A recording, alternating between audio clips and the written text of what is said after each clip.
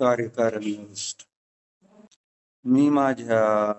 मी जेव्हा माझ्या जीवनातील अशांतीचे कारण शोधण्याचा प्रयत्न करू लागतो, तेव्हा स्पष्टपणे लक्षात येते की 24 तास सतत काहीतरी करण्याची, बनवण्याची, मिळवण्याची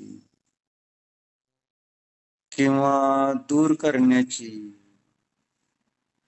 मी जी ही धडपड करीत आहे तीच तर अशांती आहे. व मला तीच तर दूर करायची आहे.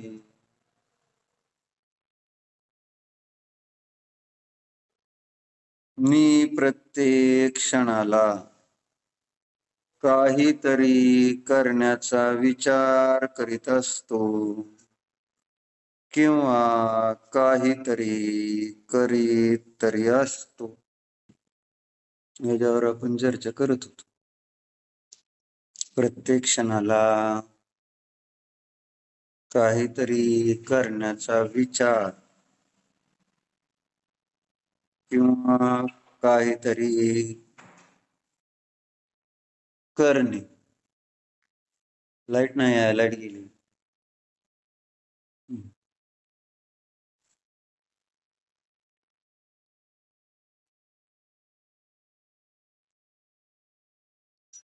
म्हणजे मनाच्या द्वारे करण्याचे विकल्प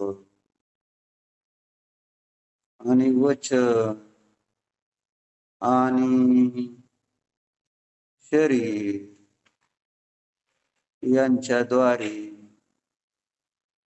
काहीतरी करणे. समयसार तिकडे पलीकडे आहेत काय? त्या दिवशी समयसार होती की भरपूर. माताजी नाही द्या की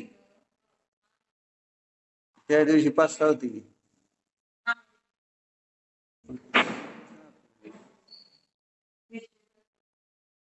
नेली घरी सगळ्यांनी. तेच की, पण यांना सापडलं नाही.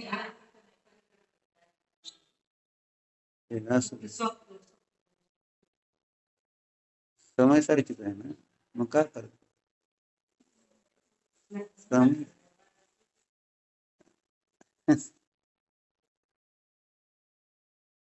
हा माताजी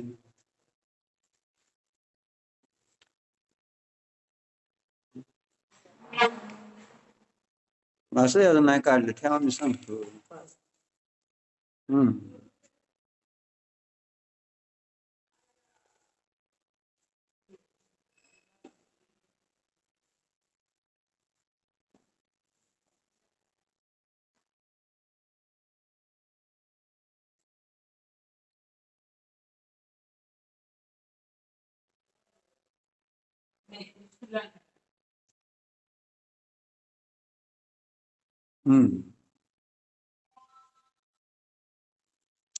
मग मनाच्या द्वारे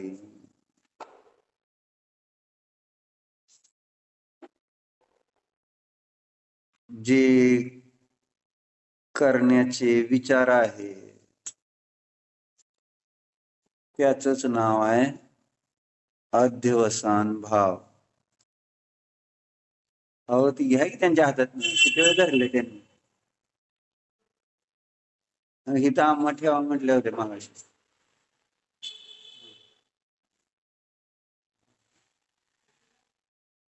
अजून काढले काय सांगतोय म्हटले.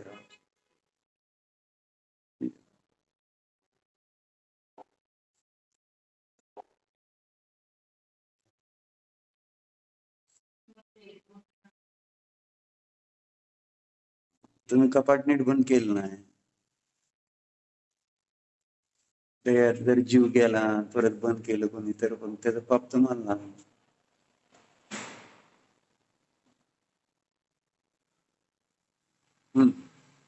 ठीक आहे.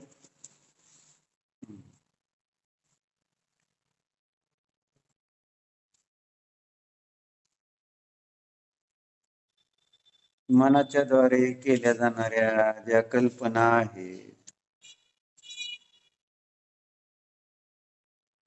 तेच तर जीवावर असणार संकट आहे असं सांगत होते वर्णी. कारण ते विकल्प बंधाचं कारण आहे. बंधाचं कारण आहे म्हणून संकट आहे. कारण बंधचा अर्थ दुःख. बंध दुःखरूप असतो. आपण बंधनात आहोत याची आपल्याला जाणीव आहे का? आपल्याला विचार तर असतो का? आपण म्हणजे आपल्याला तर सवय झाली जशी कैदेमध्ये कैदी खूप वर्षापासून राहिल्यानंतर त्यांना असं काय वाटत नाही की आपण बाहेर जावं. बाहेर जावं वाटत नाही म्हणण्यापेक्षा त्यांना असं वाटतं हीच घर आहे. हे असंच काय आता बाहेर काय आहे, खायला मिळते प्यायला मिळते सगळं आपलं बरं चाललं. म्हणजे स्वातंत्र्य नाही पण कळना नाही बाबा आपण स्वतंत्र नाही. आपल्याला कळते का आपण संसारात आहे म्हणून परतंत्र आहोत. कधी आपल्याला असं वाटतं का आपण पराधीन आहे? आपल्याला यातनं सुटलं पाहिजे. हे बंधन आहे. मला हे जे काही मनुष्य पर्याय असो, तिर्यंच कुठलीही गती असो, हे मला माझ्या अपराधाचं फळ म्हणून बंधनात टाकले. शरीरात टाकले म्हणजे बंधनात टाकले. शरीराला कैदेची उपमा आत्मनुशासन मध्ये दिली की शरीर हे कशी कैद आहे. म्हणजे सगळ्या त्यांनी आपल्या शरीरात असणाऱ्या धातूंना त्यांनी असं त्या कैदेचं रूप दाखवलेलं. कैद कशी असते तसंच हे सगळं शरीर आहे. आणि त्या शरीर रूपी कैदेमध्ये या जीवाला बंदिस्त केलेला आहे. हा कैदी वेगवेगळे कैदी असते. बंधन आहे हे कळलं तर आपण मग सुटण्याचा प्रयत्न करणार. पण बंधनाचा म्हटलं ना कुठल्याही एखाद्या गोष्टीचा अभ्यास झाल्यानंतर आपल्याला ते जरी त्रासदायक जरी असलं तरी अभ्यस्त झाल्यानंतर त्याच्यातलं जे दुःख आहे ते आपण स्वाभाविक मानून तेच तसं स्वीकारून त्याला जीवन मानून बसलेलो असतो. आणि आजूबाजूला दिसणारे जीव पण आपल्यासारखे असतात. त्यामुळं आपल्याला असं काही वाटत नाही की आपल्याला वेगळं स्वतंत्र व्हायचं. जेव्हा की जिवंत उदाहरण आपल्या समोर त्यागी असतात. जिवंत व कसं स्वतंत्रतेने जीवन जगतायत मग. पण कधी आपल्याला कळते का बाबा ते स्वतंत्र आहे त्यांचं जीवन, आपण बंधनात आहे असं आपल्याला जाणीव तर होती. ते मुक्त आहेत, त्यांना कसलंही बंधन नाही. आणि आपल्याला किती प्रकारची बंधनं असतात गृहस्थांना. शिकायचं म्हटलं आणि बघायचं म्हटलं तर आहेत की अस्त्यागी जीव तर तेच आपल्याला दाखवतात की बाबा एक स्वतंत्र जीवन पण असतं आणि ते मी पण जगू शकतो. पण आपण बघणार कोणाकडं? आपला आदर्श कोण? त्यागी आदर्श आहे का भोगी आदर्श असतात माझे? शब्द बोलायला बरोबर आहे हाय ना.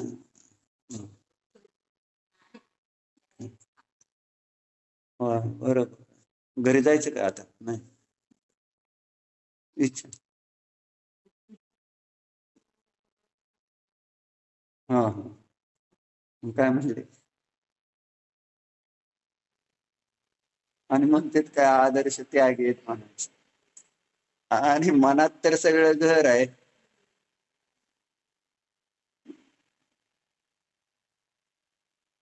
माया चार हे तिर्यंच्या गतीचं कारण आहे माहित. आपण वचनाने एक बोलतोय, कायेने दुसरी क्रिया करतोय आणि मनानं तिसराच विचार करतोय. म्हणून तर वर्तमानामध्ये हा जीव दुःखी आहे.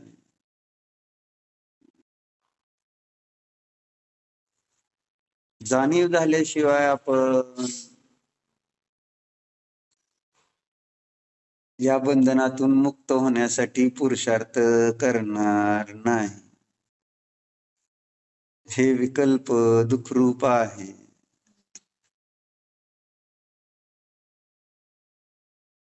ह्या विकल्पाने मला बंध होतो आहे.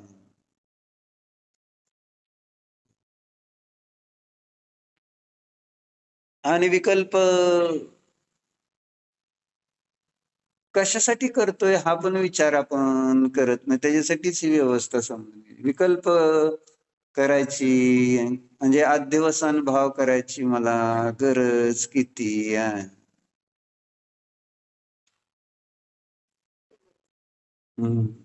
काहीच गरज नाही. वस्तू स्वभावानुसार नाहीच आहे. वस्तू स्वभाव जर बघितला तर विकल्पाचा कुठंही इथं अवकाश नाही विकल्पांना. कारण सगळं कार्य होत आहे. सगळं द्रव्य, सर्व द्रव्य आहे ना, आपापलं कार्य करता आहेत.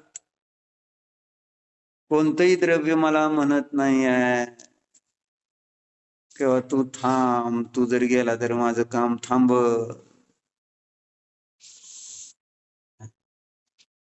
आणि कुठलं काम थांबवत पण नाही आपल्याशिवाय. कारण व्यवस्था तशी नाही ना. कोणत्या एका द्रव्याचं कोणत्या एका द्रव्यामुळं काम थांबेल किंवा काम सुरू होईल अशी व्यवस्था नाही आहे ना.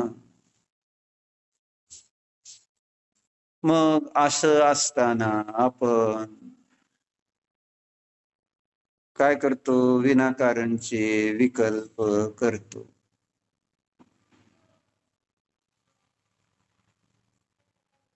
मग त्यामध्ये 3 प्रकारचे विकल्प आपण बघत होतो. 3 प्रकारचे कोणते विकल्प आहे? बरोबर, सांगा मग. बरोबर आहे तुमचं. 3 प्रकारचे आपण विकल्प. बरोबर. किती 268 आणि 269 नंबरची गाथा आहे. 266 गाथेला एक शीर्षक बघूया आणि मग 268 69 बघू. आता त्याचा संबंध आहे. 266 गाथेला शीर्षक काय दिलंय? एवं बंध हेतुत्वेन निर्धारितस्य न अध्यवसायस्य स्वार्थ क्रियाकारित्वाभावेन मिथ्यात्वं दर्शयति. काय म्हणते तुम्ही? एवं अशा प्रकारे बंध हेतुत्वेन निर्धारितस्य बंधाचं कारण रूपाने ज्याचा निर्णय झालेला आहे, निर्धार झालेला आहे. मागच झाला ना निर्णय 205 205 किती गाथेमध्ये झाला निर्णय? 265 मध्ये निर्णय करून दिला त्यांनी की ते अध्यवसान भाव बंधाला कारण आहे. 265 आहे का नाही? 62 62 आहे, सॉरी. 262 गाथेमध्ये त्यांनी सिद्ध करून दाखवलंय की अध्यवसान भाव बंधाचं कारण आहे.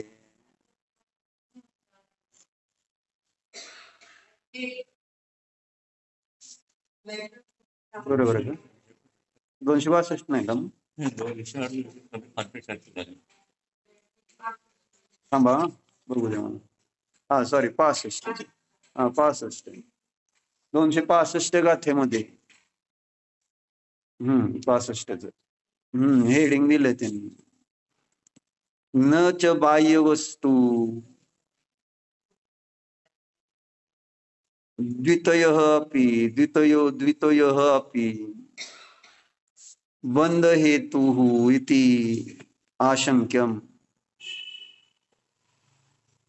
ही शंका घेऊ नका म्हणले की बाह्य वस्तू बंधाचं कारण आहे असं तिथं त्यांनी दिलंय. बाह्य वस्तूमुळे बंध होत नाही. जर बाह्य वस्तून बंध होईल तर कोणालाच मुक्ती मिळणार नाही. हा बरोबर. बरोबर. बाह्य वस्तून बंध होत नाही. सांग वत्थुम पडुच्च जंपुण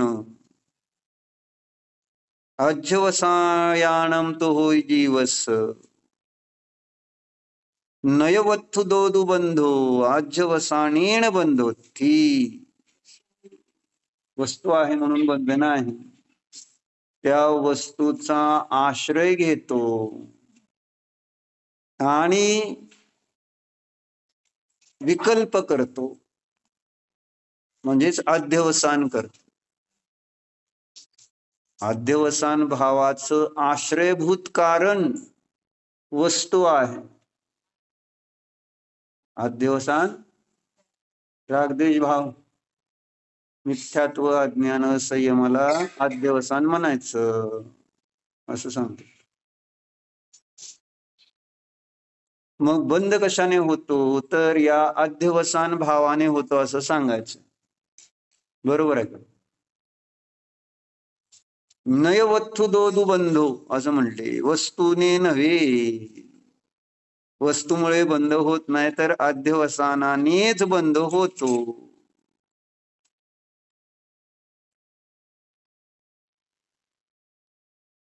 बरोबर आहे का?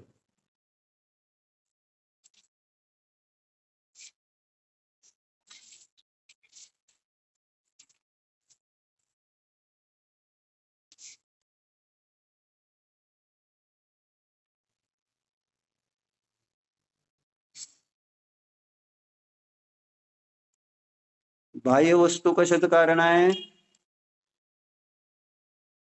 बाह्य वस्तू कशाचं कारण आहे? बाह्य वस्तू सगळे देह. बरोबर आहे.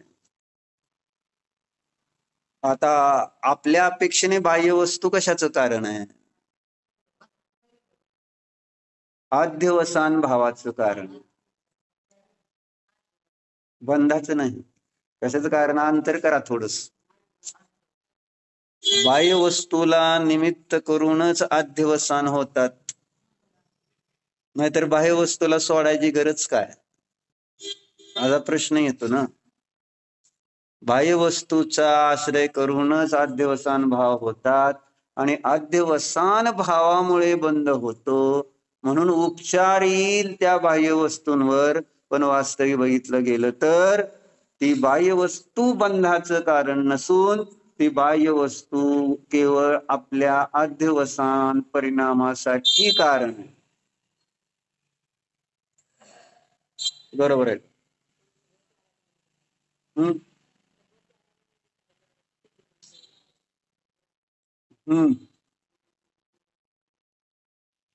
हा बरोबर.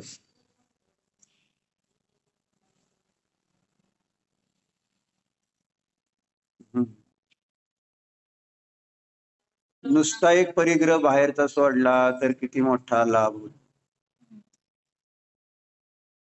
बरोबर. शरीर आपलं वस्त्र सोडले तर वस्त्र त्यागामुळे किती प्रकारच्या अध्यवसान भावापासून वाचतो.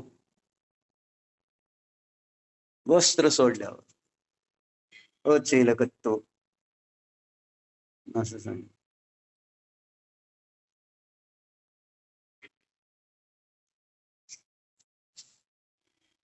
आणि अध्यवसान भावापासून वाचलो तर बंधापासून पण वाचणार असं आहे. नाहीतर कोणी म्हणल मग जर वस्तूमुळं बंध होत नाही तर मग का वस्तूला त्याग करायचा? वस्तूचा त्याग करण्याचं प्रयोजन काय? चरणानी योगाचं प्रयोजन काय? हा?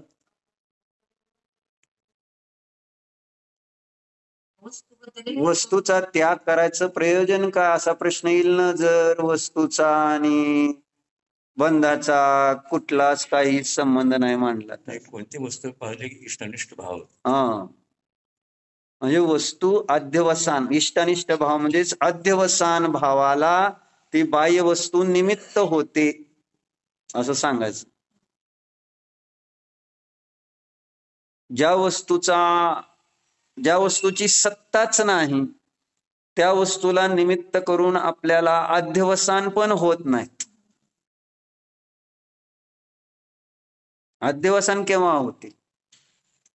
जर त्या वस्तूची सत्ता असेल तर त्याला निमित्त केलं तर अध्यवसान होत. आणि हा बरोबर, पण ती वस्तूच नसेल, जसं गाढवाचं शिंगच नाही, तर त्याला निमित्त करून कुठला अध्यवसान होईल का? त्या शिंगाचं काय बनवायचंय म्हणून. आकाशाचं फुलच नाही तर त्या फुलाची माळा बनवायचा अध्यवसान होईल का? वांजेला पुत्रच नाही तर त्याला जगवण्याचे, मारण्याचे अध्यवसान, सुखी करण्याचे, दुःखी करण्याचे अध्यवसान परिणाम होतील का? अध्यवसानासाठी बाह्य कारण आहे आणि म्हणून आचार्यांनी त्याचा त्याग पण तेवढाच महत्वाचा चरणानुयोगाच्या आधाराने सांगितला. परंतु त्या बाह्य वस्तूने बंद होतो असं मात्र बिलकुल नाही, हे सांग.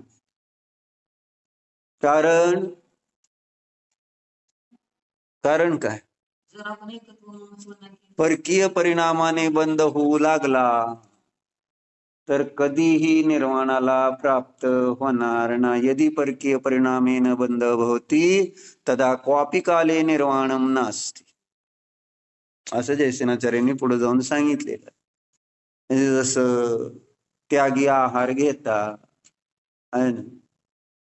मग श्रावकाने समजा तो आहार उद्दिष्ट बनवला असेल, त्यागींसाठी म्हणून बनवलेला असेल, मग त्यागीला बंद होणार का? माताजी, जर त्यागींना निमित्त करूनच आहार बनवला असेल श्रावकाने, पण तुम्हाला माहिती नाही तो आहार कसा बनवलाय, कोणासाठी बनवलाय, आणि तुम्ही तो आहार घेतला, तर तुम्हाला बंद होईल का? पाप लागल का? उद्दिष्ट आहाराचा दोष लागेल का? बरोबर, मग ते सांगा. भले ह्यांनी केलेला आहे परिणाम, ह्यांनी परिणाम भले श्रावकाने तसा केलेला असेल, त्याचा बंध आपल्याला होणार नाही. आणि समजल्यानंतर जर घेतला तर मात्र तिथून तुम्हाला तो दोष सुरू झाला. म्हणून तर नवधा भक्ती. त्यागींना समजणार कसा की आहार निर्दोष आहे.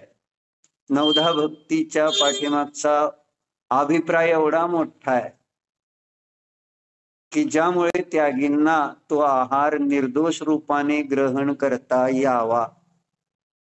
येईल, त्यासाठी नवधा भक्तीची प्रक्रिया असते.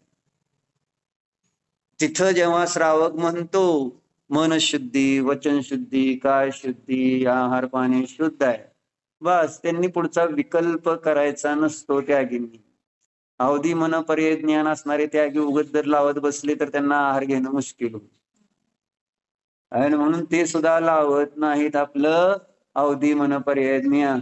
आदिनाथांनी पण नाही लावलं. उपवास पडले. म्हणजे इथं हे सांगायचं की श्रावकाने केलेल्या परिणामाचं फळ त्यागीला मिळणार नाही.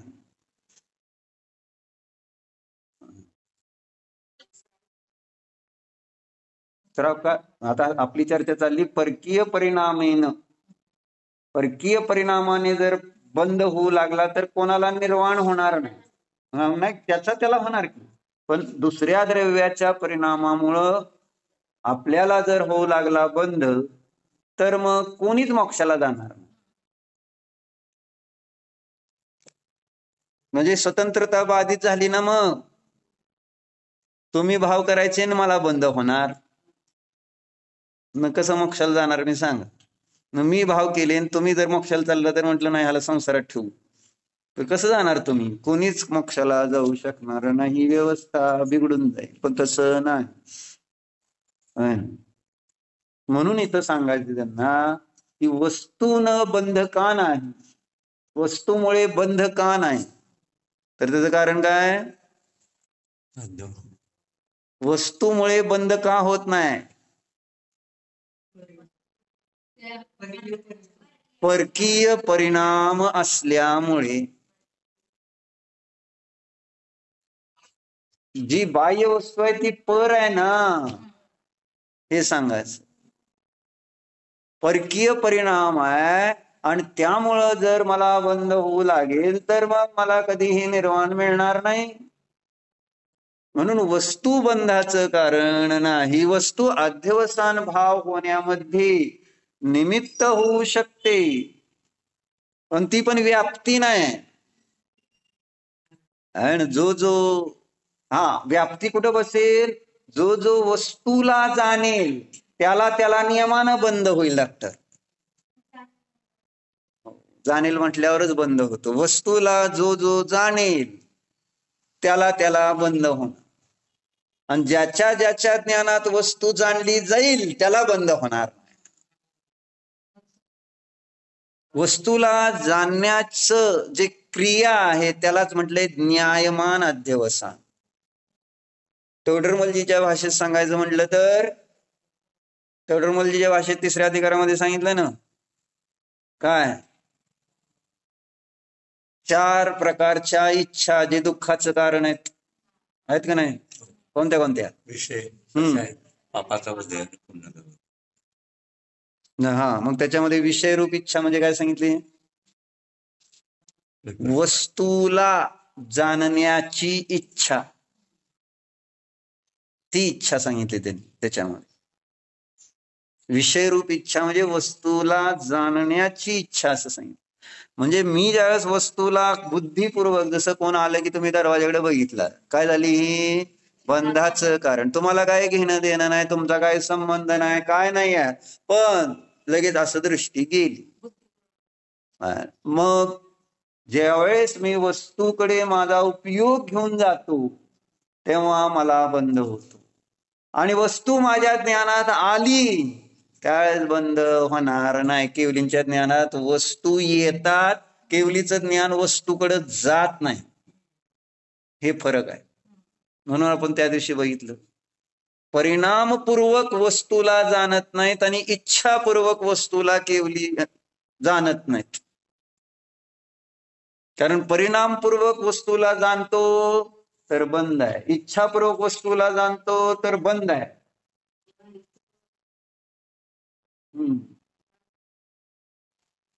बरोबर. म्हणजे इच्छा झाली, आपल्याला असं वाटलं की रागद्वेष नाही आहे.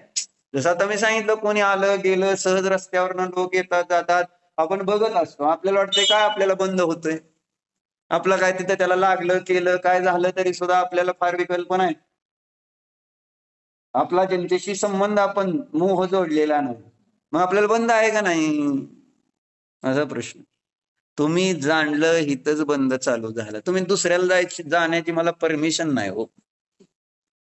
छद्मस्त दशेमध्ये तुम्ही कुणाला जाणायचंच नाही, गपचिप आहे ना, डोळे मिटून बसा, नाहीतर अध्यवसान झाल्याशिवाय राहत नाही. अडचण ही होती. आणि मग ज्ञानामध्ये आपण राहतो तर त्या ज्ञानाची स्वच्छता इतकी वाढते की ऑटोमॅटिक त्या सगळ्या भूत भविष्य आणि 3 लोकातल्या का आणि आलोकातल्या वस्तू येतात त्या ज्ञानात. ते ज्ञान वस्तूकडे जात नाही, वस्तू ज्ञानाकडे येते. जोपर्यंत ज्ञान वस्तूकडे जाणार तोपर्यंत, कळलं का तुम्हाला? उत्तर मिळालं का? जाणलं म्हटलं, आपल्याला वाटतं जाणतोय तर आपण काय करतोय? जाणतोय. एक स्थूल अभ्यासाच्या दृष्टीने सांगितलं की बाबा आहे ना, जाणा, राग द्वेष करू नका. एक व्यावहारिक भाषा आहे, कारण आपण जाणतो हे कळतच नाही. आपण प्रायः जेव्हा जेव्हा वस्तूला बघतो त्या त्यावेळेस राग द्वेषच करत असतो. आणि म्हणून आचार्यांनी सांगितलं, कर्म न कर्माच्या परिणामाला तुम्ही मात्र जाणा, त्याचे करता भोगता होऊन. सांगितलं की कम्मस्य परिणामम न कम्मस्य तहेव परिणामम न करेयमादाजो जानति सो हवदिना. कर्म न कर्माच्या परिणामाला जो करत नाही, मात्र त्या ठिकाणी जो जाणतो त्याला ज्ञानी म्हटलेलं आहे. आणि जाणणं आरशाप्रमाणे आहे. मग आरशाप्रमाणे उदाहरण देऊन सुद्धा अजून लक्षात घेत नाही की आरसा त्या वस्तूकडे जात नाही, वस्तू आरशाकडे येते.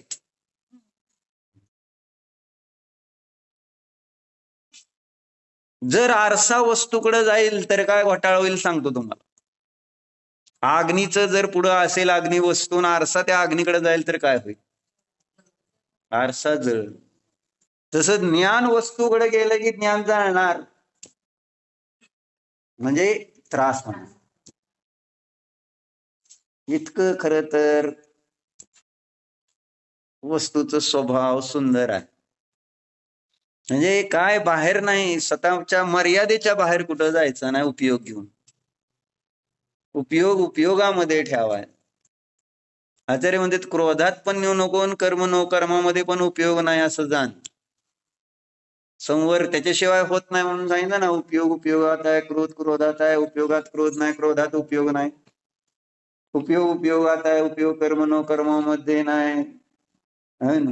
कर्म नो कर्मामध्ये, कर्म नो कर्मामध्ये उपयोग नाही, उपयोगामध्ये कर्म नो कर्म नाही. उपयोग नाही नाहीचा दुसरीकडे. आणि ध्यानाला प्रॉब्लेम तिथंच तर येतोय ना, उपयोग सगळीकडे जातो. बसल्यानंतर काय होतंय, असं थोडं स्थिर होतंय ज्ञान.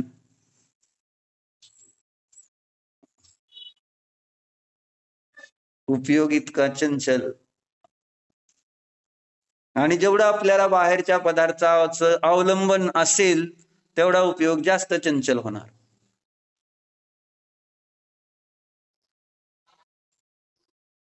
असं होतं.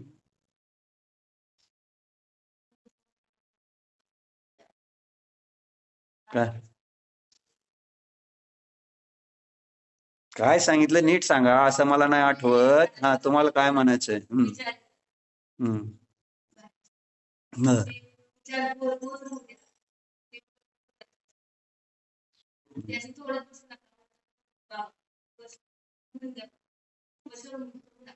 हा, बरोबर आहे. मी बाहेर पडू द्या, पण बाहेर पडू द्या असं म्हणताना आपली सावधानता पाहिजे. नाही तर मग येऊ द्या येऊ द्या येऊ द्या, ती थांबतच नाही ना श्रृंखला. मग म्हणजे तिथं बुद्धिपूर्वक आपल्याला आपला उपयोग बदलावा लागतो कधी कधी. सुरुवातीचा अभ्यास असा आहे, म्हणजे त्याच्यासाठी तर बाह्य अवलंबन दिलं जातं ना. तुमचा उपयोग स्थिर होण्यासाठी तर मग रूपस्थ ध्यान आहे, पिंडस्थ ध्यान आहे, रूपातीत ध्यान आहे, पदस्थ ध्यान आहे. कुठंतरी उपयोग एकाग्र बाहेरच, कारण आपली आहे उपयोगाची चंचलता. आपल्या उपयोगाला कशाचं तरी अवलंबन घेतल्याशिवाय थांबत नाही. आणि म्हणून त्याला अगोदरच्या स्टेजमध्ये थांबवावं लागतं. कुठल्या तरी बाह्य जे आपल्याला समजणारे विषय आहेत, परंतु असे विषय देऊन पुन्हा तिकडून आतमध्ये जाण्याची प्रोसेस ती ध्यानाची असते. त्यासाठी पिंडस्थ, पदस्थ, रूपस्थ, रूपातीत ध्यानाचं अवलंबन साधक घेतो. नवे मुनी पण घेतात. ज्ञानारण्यमध्ये सांगितलंय ना की पिंडस्थ आदी ध्यानाद्वारे मुनी श्रेणी आरूढ होतात. इतकी त्या पिंडस्थ ध्यानामध्ये परिणामाची विशुद्धी करण्याची योग्यता आहे. जर व्यवस्थित केलं तर सगळं जग जातंय बाजूला, कर्म जळून जाते आणि एक न्याय, एक आत्मा शिल्लक राहत. इतकी शक्ती आहे ती विशुद्धी वाढवण्याची पिंडस्थ ध्यानामध्ये. असं असतं.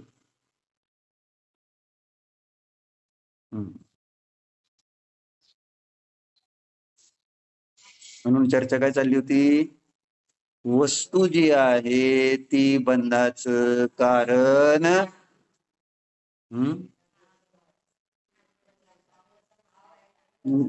बरोबर, हे पक्क करायचं.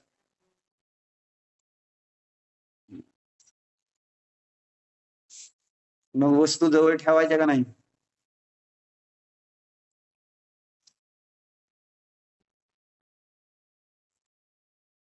अध्यवसानाने बंद होतो म्हटल्यावर वस्तूला जवळ ठेवायचं का लांब करायचं? ठेवा बघा की. हा, म्हणून झोपायला येता का अम्मांकडे आता तुम्ही? होय का? नाही त्या दिवशी म्हटल्या तर झोपायला जा. झोपता झोपताच अम्मा उचल तुम्ही, म्हणजे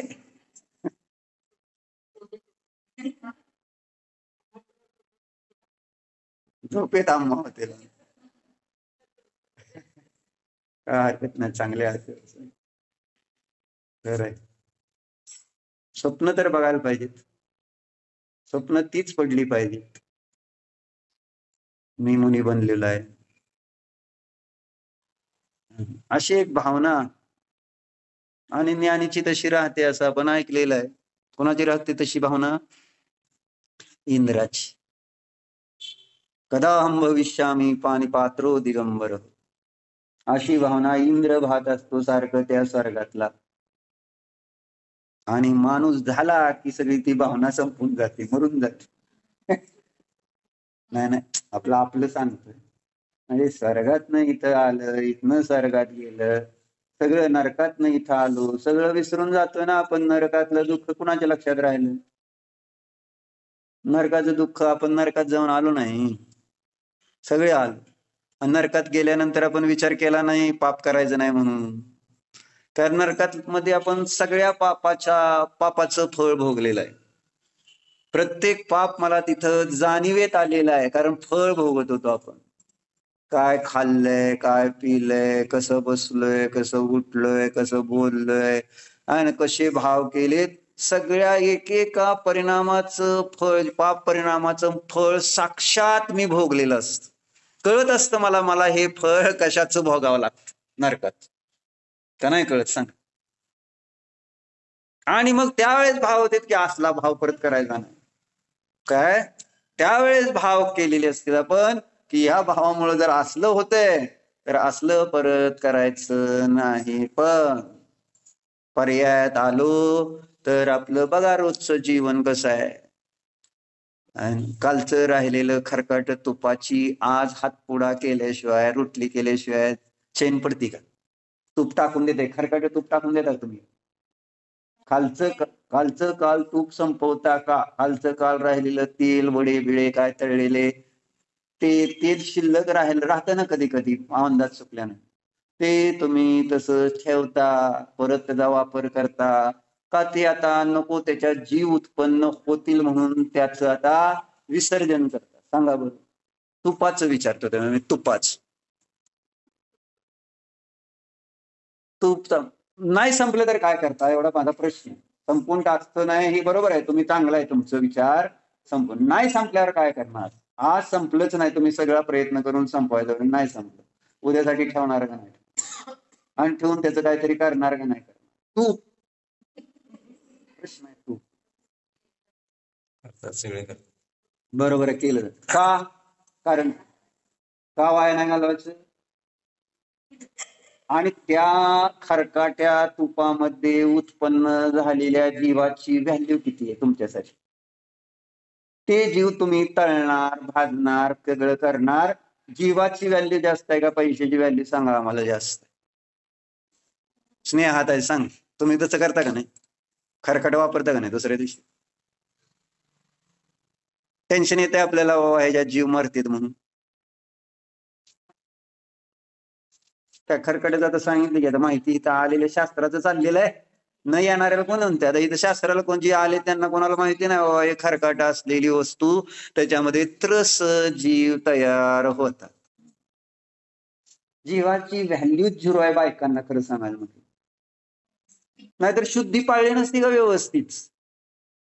चौका करायचा. शुद्धी म्हणजे काय हे कधीच डोक्यात येणार ना व्यागानं. फक्त चौक्यापुरती शुद्धी पाळली तर ती सुद्धा इथं सुद्धा वाटाळ करते. काय सांगता येत नाही तिथं.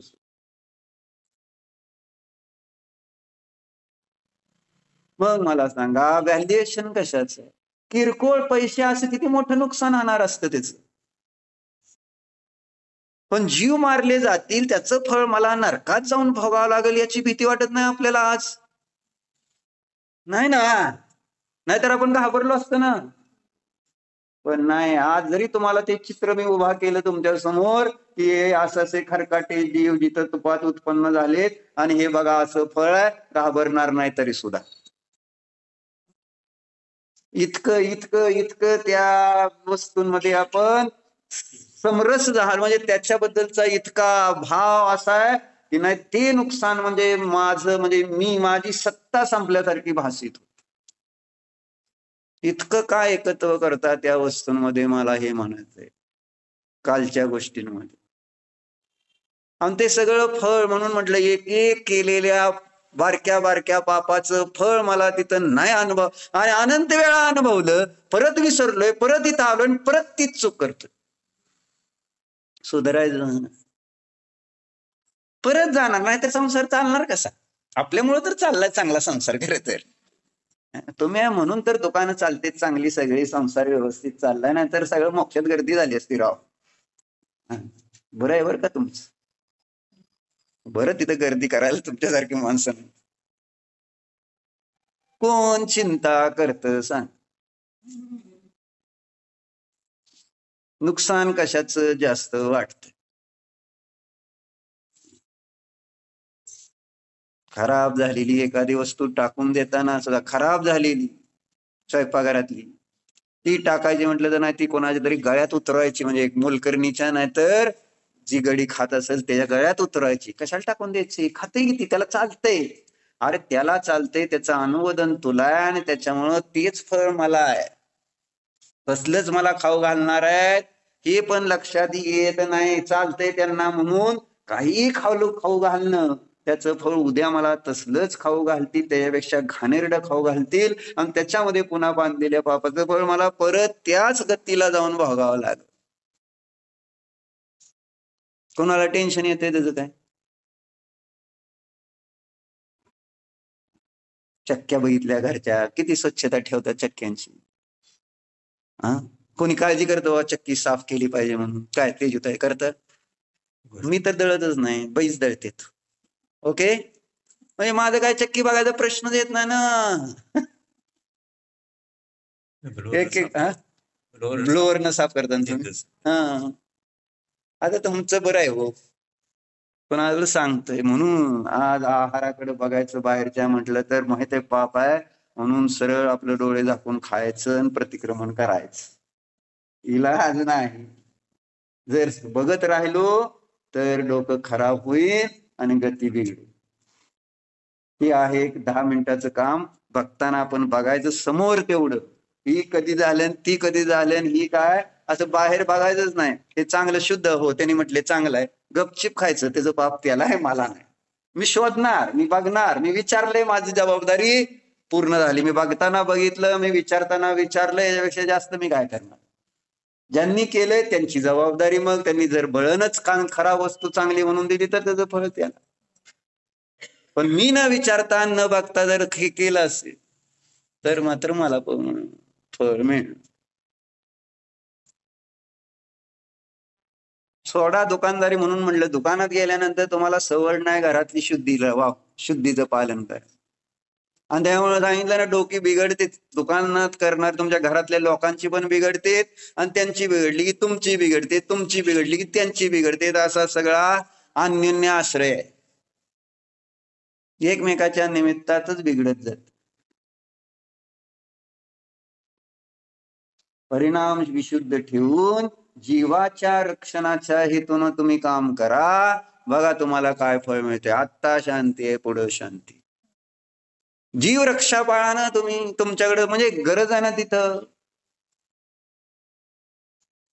आणि उत्पत्ती तिथं होत असते ना, आणि आपल्याला सगळं समोर आहे, कशामध्ये केव्हा कशी उत्पत्ती होते जीवांची, कोण कोण मर्यादेचं करताय तुम्ही? स्नेहाताई जेवण करताय मर्यादेचं नियम घेतलाय ना?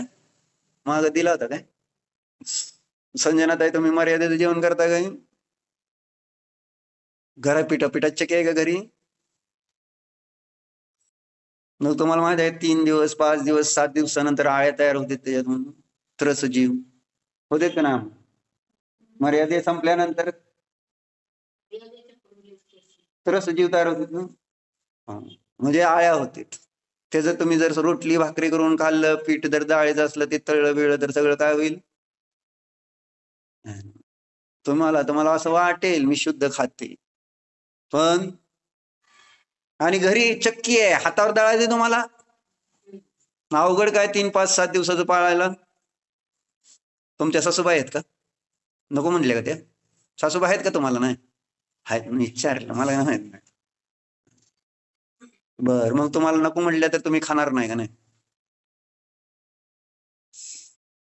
म्हणजे भीती तर म्हणजे हे सगळं लक्षात घे. सगळ्याला नियम आहे का मर्यादेच्या पिठाचं? घरी तर निदान काय तेजसरित आहे नाही ना? कुठं राव प्रतिमाधारी घरातले लोक आणि कुठं आपण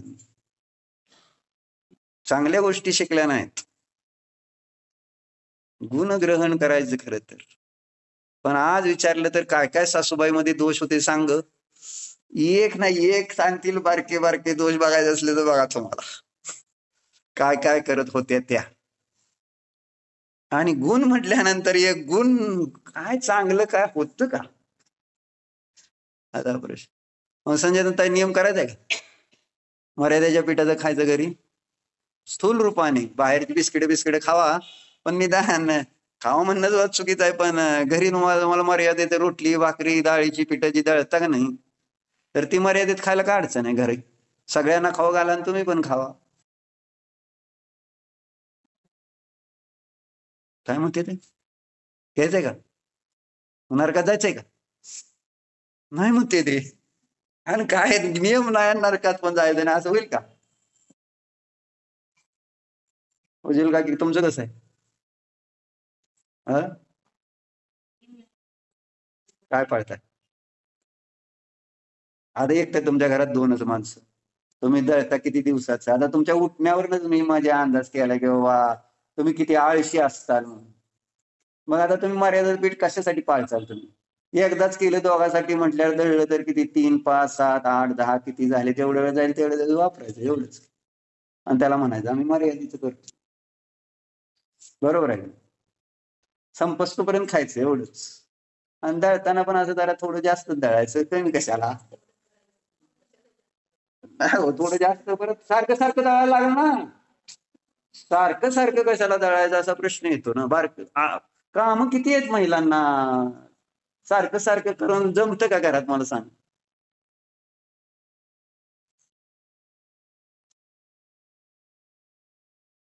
आणि एवढं सगळं सांगितलं मी, आता काय सांगितलं म्हटलं ना, सगळं चित्र उभा करतोय, पण तरी सुद्धा अशी भीती वाटते का? नाही आत्ता नियम पहिल्यांदा मला नियम द्या.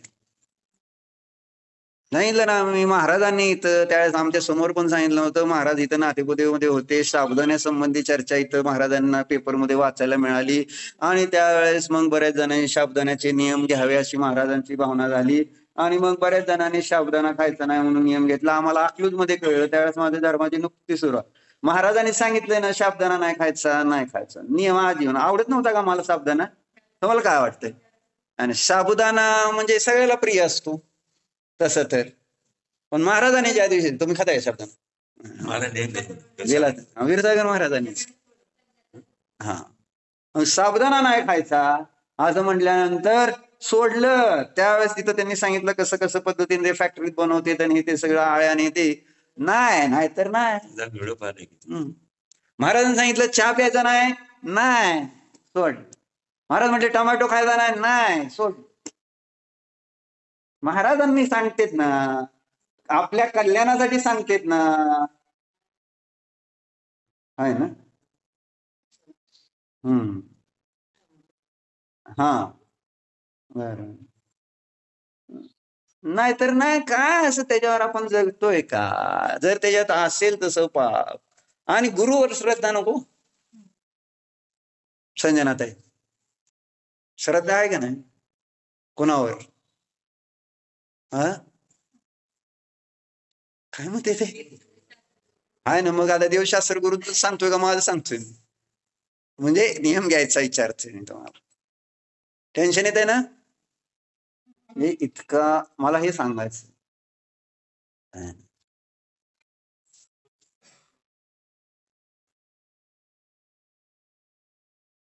जरी आपल्याला वर्तमानात पाप कळतायत तरी पाप सुटत नाही आहेत. म्हणजे माझा मोह, माझी आसक्ती किती वाढली, किती आसक्ती वाढली.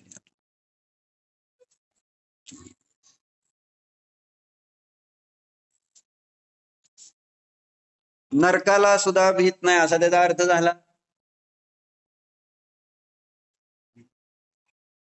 भले आपण वाचलं पुरुषार सिद्धी उपायामध्ये रात्री खाणं मांस खाण्यासारखं आहे, पाणी पिणं रक्त पिल्यासारखं आहे, पण आपण आपल्या पोराला रात्री हे ना, अरे ही खा, त्याने जर जेवायला उशीर झाला, काय झालं थोडं, तर ही पी ती पी, ही खा ती खा म्हणून त्याला रक्त पाजल्यासारखं करत नाही.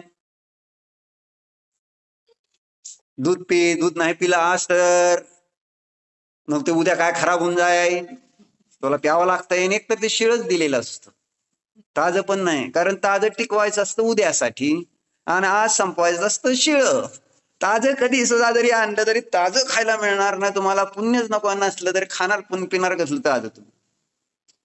ताजं शुद्ध खायला सुद्धा पुण्यच लागत, आणि ते पुण्य व्रत नियमाशिवाय होत नाही. असं सगळ्या जीवाला कुठे मिळते सांग?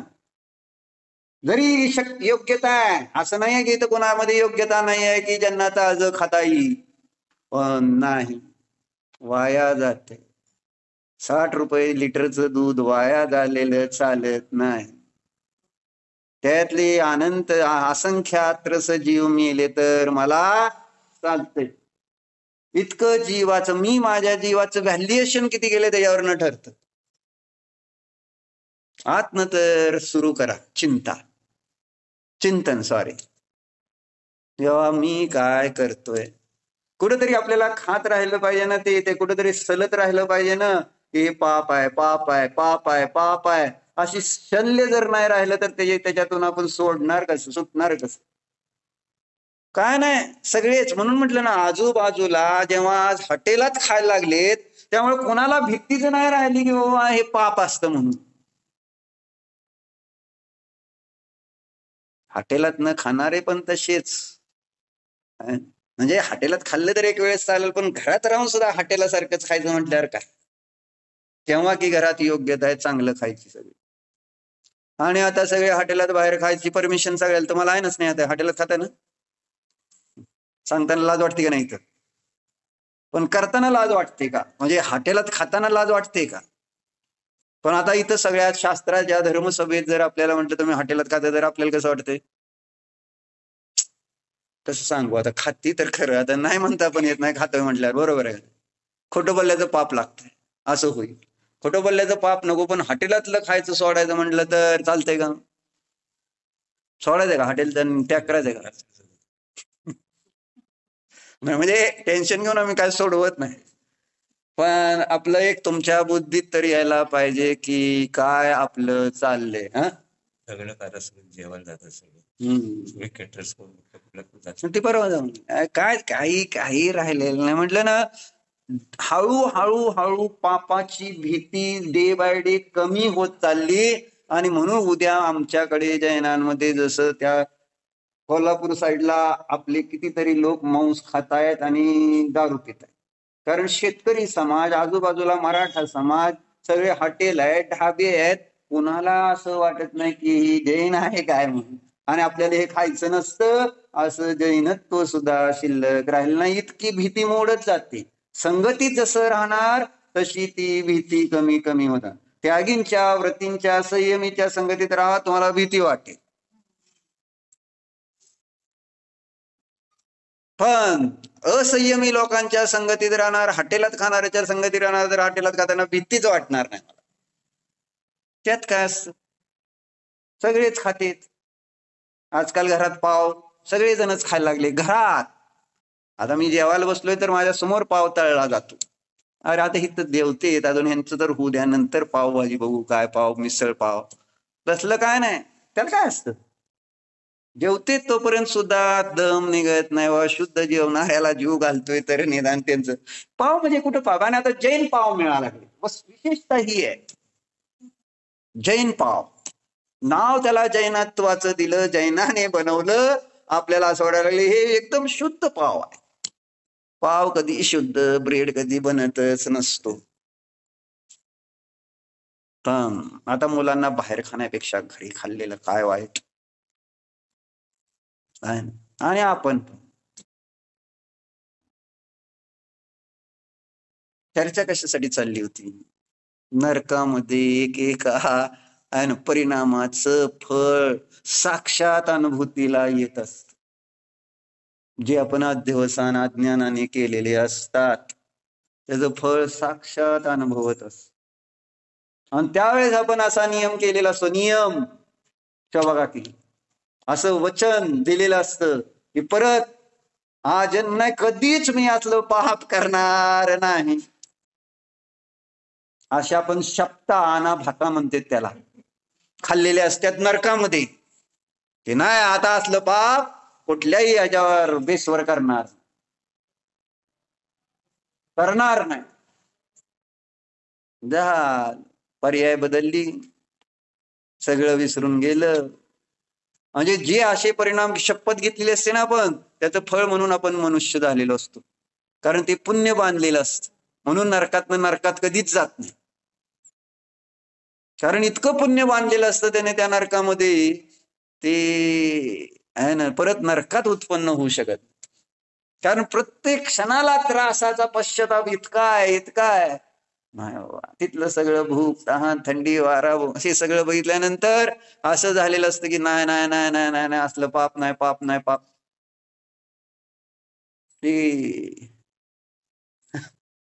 ही पाप आहे.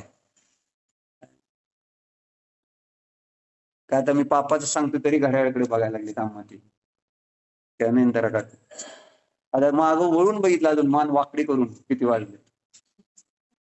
म्हणजे आता चांगलं चाललंय बाबा, पण तसलं नाही, वाजलीत किती. असा अध्यवसान भाव मला सांगायचं बंदाचं कारण शास्त्रात आहेत का ते नाही, त्यांना तर घरी जायचंय. असं ध्यान नुसतं बघण्यासारखं करून होतंय का? डोळे दाखवून बसलेत आता, माझ्याकडे बघा नीट, जरा भीती वाटेल, नाही तर डोळे बघून बघ ती भीती संपते, बाकी काय नाही. वाघ तर बाहेर राहणारच आहे. चर्चा कशावर निघाली आपली, वस्तू जी आहे ती बंधाचं कारण नाही. काय मग वस्तू कशाचं कारण आहे, अध्यवसान भावाचं कारण आहे, पण बंधाचं नाही. बंधाचं कारण का नाही स्नेहात आहे, थांबा स्नेहात आहे, वस्तू बंधाचं कारण का नाही. बरोबर आहे. मग इतकं काय यात विचार, पुस्तकात वहीत बघायचंय, ती पर आहे. हा सिद्धांत पक्का ठेवा ना, पर वस्तूमुळं मला बंध तिन्ही काळात होणार नाही, पण त्याचा आश्रय मी करणार तर मला अध्यवसान होणार. काय होणार आहे पहिल्यांदा, अध्यवसान. अध्यवसान होणार तर त्याचा संबंध अविनाभाव संबंध आहे, जिथं जिथं अध्यवसान तिथं तिथं बंध असं. आणि मग असे जे अध्यवसान भाव नियमाने बंधाचं कारण आहेत त्यांना मिथ्या का म्हटलेलं आहे, ही 266 गाथेमध्ये शीर्षक दिलेलं आहे. आता 266 गाथेचं शीर्षक बघा, एवं बंध हेतुत्वेन निर्धारितस्य अध्यवसानस्य स्वार्थ क्रियाकारित्वाभावेन मिथ्यात्वं दर्शयति. किती सुंदर सांगितलंय मला. अध्यवसान भाव हे स्वार्थ क्रियाकारी नाहीत. आता याचा अर्थ कळतोय का, अध्यवसान भाव स्वार्थ क्रियाकारी नाहीत म्हणजे काय ते आता तुम्हाला नंतर सांगतो. ओम नमः